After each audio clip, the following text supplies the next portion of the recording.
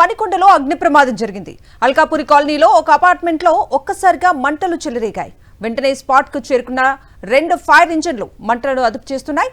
భవనంలో ఉన్న వారిని ఖాళీ చేయిస్తున్నారు.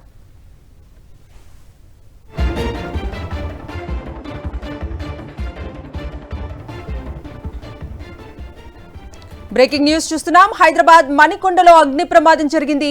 అల్కాపురి కాలనీలో ఒక అపార్ట్మెంట్ లో ఒక్కసారిగా మంటలు చెలరేగాయి. వెంటనే స్పాట్ కు చేరుకున్న 2 ఫైర్ ఇంజన్లు మంటలను అదుపు చేస్తున్నాయి. భవనంలో ఉన్న వారిని ఖాళీ చేయిస్తున్నారు.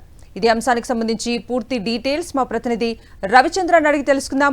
రవిచంద్ర, చెప్పండి, ఈ ప్రమాదానికి గల కారణాలేంటి, అప్డేట్స్ ఏంటి?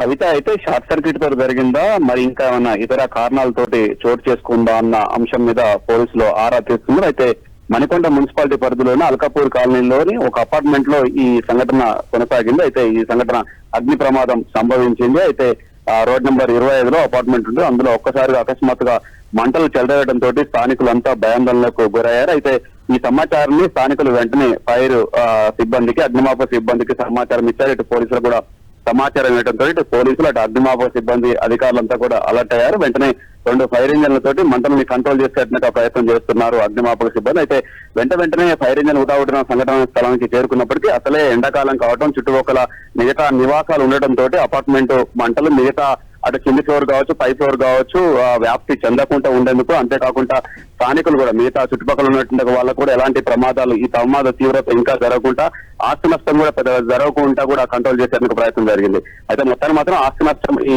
అగ్ని ప్రమాదంలో ఆస్తి నష్టం స్వల్పంగా జరిగిందని తెలుస్తుంది. మొత్తానికి అటు అంటే ఈ ప్రమాదంలో ఎవరికి ఎలాంటి గాయాలు కాలేదు. వెంటనే అలర్ట్ కావడంతో ప్రాణాపాయం నుంచి బయటపడ్డదని చెప్పుకోవచ్చు. Kavitha. Right Ravichandra, thank you.